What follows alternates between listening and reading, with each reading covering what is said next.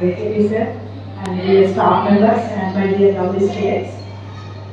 ఇంకా అంతా సెలవులు మాట్లాడారు. ఈరోజు మనం కంప్లీట్గా తెలుగులోనే మాట్లాడుతున్నాము. ఓకే, నేను మా అమ్మని మరవను, మరి తెలంగాణ భాషను మరవను.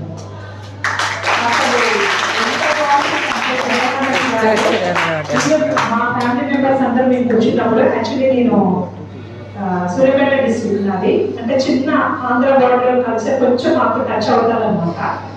మా ఫ్యామిలీ మెంబర్స్ మా అత్తగారు వాళ్ళందరూ కూర్చున్నప్పుడు మిమ్మల్ని ఆంధ్రాలో కలపాలని అంటారు. అంటే చూడండి, తెలంగాణ లాంగ్వేజ్ ఉంది, తెలంగాణ సాంప్రదాయాలు ఉన్నాయి. ఎక్కడో కొంచెం ఆంధ్ర కల్చర్ కొంచెం కలిసినప్పుడు మా మదర్ ఇన్ క్లాస్ మేమందరం కూర్చున్నప్పుడు వెంటనే అంటారు మిమ్మల్ని తీసుకుపోయి ఆంధ్రాలో కలపాలి అంటే. చూడండి వాళ్ళకి ఎంత మా తెలంగాణ అనేది వాళ్ళకి ఎలా ఎంత ఉందో చూడండి. నేను వెంటనే హార్ట్ అయిపోతాను. నేను కంప్లీట్గా తెలంగాణనే, మీరు ఎందుకలా ఆంధ్ర కల్చర్ వాళ్ళది ఆంధ్ర అంటారని నేను అంటాను. అప్పుడు మా మదర్ ఇన్ క్లాస్ అంటారు ఊరికి నవ్విస్తున్నాము, మీ సూర్యాపేట జిల్లాలో కదా అంటే. ఫస్ట్ సూర్యాపేట జిల్లాలో వాస్తవంగా ఏమయ్యేదంటే బతుకమ్మ ఆడేవాళ్ళని కాదు మేము, ఓన్లీ పెద్దవాళ్ళు ముస్లిం వాళ్ళు ఎవరైతే ఉన్నారో వాళ్ళు మాత్రమే బయటకు వెళ్ళేది. యంగర్స్ ఎవరైతే ఉన్నారో మేము బతుకమ్మ ఆడేది కాదు.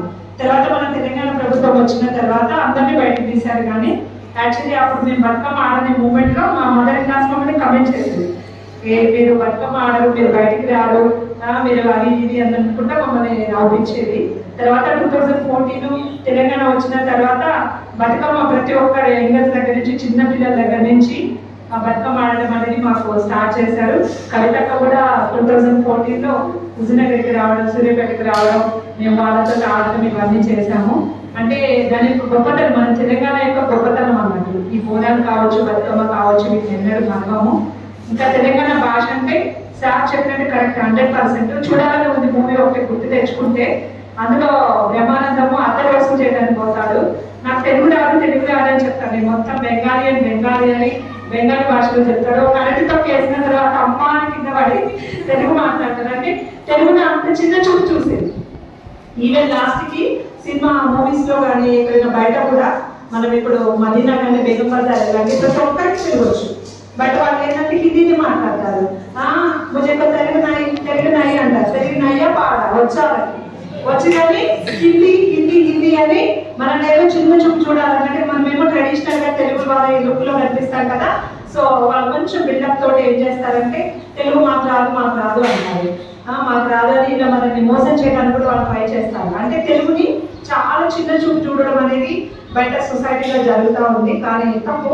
మనకు వచ్చిన లాంగ్వేజ్ ని మనము దాచుకోవద్దు, తెలుగు మాట్లాడాలి. ఎక్కడ ఏ భాష అవసరమో ఆ భాషను వాడాలి అనేది నేను చెప్తాను. ఇంగ్లీషే, తెలుగు, హిందీనే, తెలంగాణనే, ఆంధ్రానే. ఎవరు ఇందులో అర్థం అవ్వద్దు. కొంతమంది ఆంధ్ర వాళ్ళకి